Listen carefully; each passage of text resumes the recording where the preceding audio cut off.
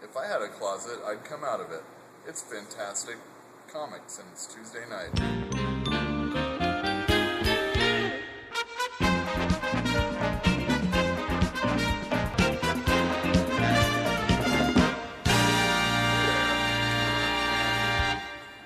Recognition of National Coming Out Day, we've got some new comics that are going to be coming out tomorrow. Let me show you Batwoman #2. It continues the storyline that J.H. Williams has started. He also does the art. You should check out some of these pages right here. And it's been pretty well received.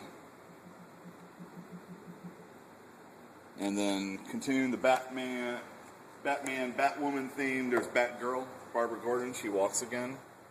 Great covers, and the art inside's really nice too. Let's hope I get a good page. And we don't know how she walks yet, we just know that she does. And Jeff? Over here we have Buffy, Vampire Slayer Season 9, Part 2 of the Freefall storyline. So, anybody who's read that, you know, she got drunk and wasted and doesn't know exactly what happened, so it's a continuation of that.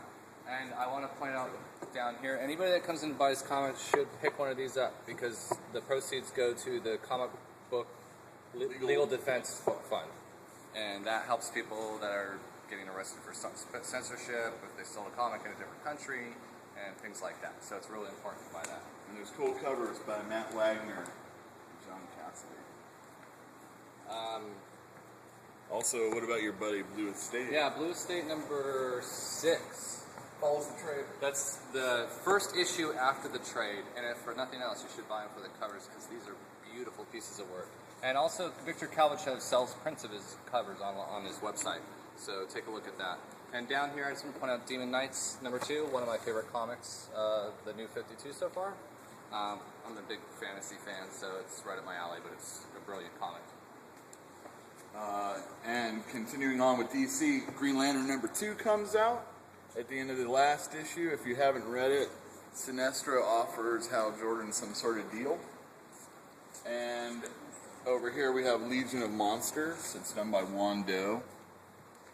And he's a really cool artist. Oh yeah, there was one page I was really totally going to show you. Let's see if I can find it really quick. Oh, well, I can't. Anyway, it features Bloodstone's daughter or granddaughter. And there's monsters in just in time for Halloween. Same rack, Morning Glories #13. This follows the trade, Volume 2 trade that just came out. So if you didn't know where to pick up, you can get Volume 1 and 2 and then start on the issues on #13.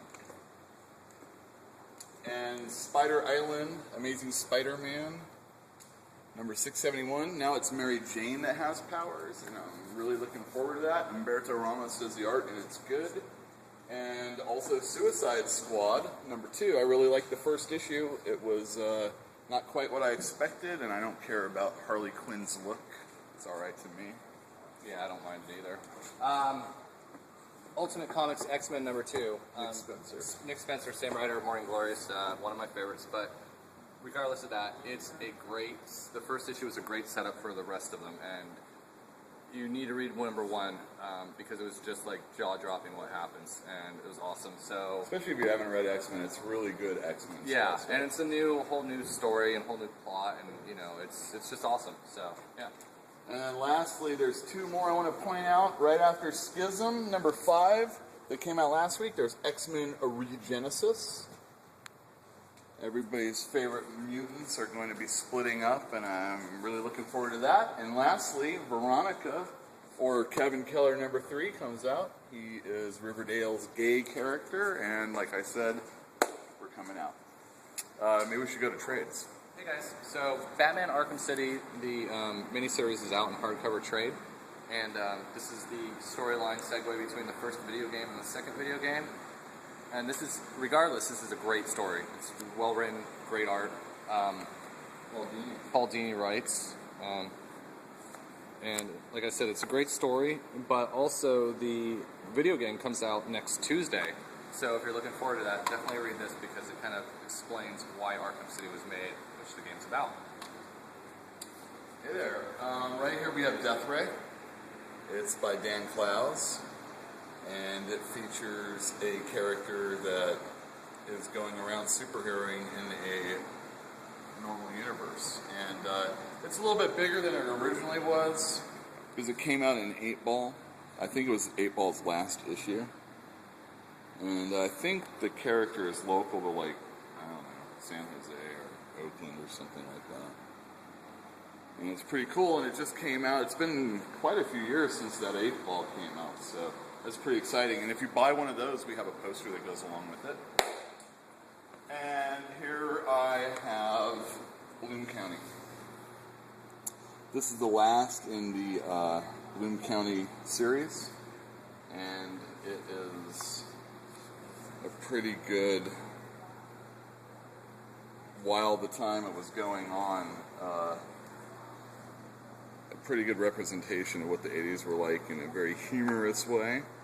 And of course it has Opus and Bill the Cat, two of the main characters, and it's really good. And last week I want to make sure you know about this book called The Stargazing Dog.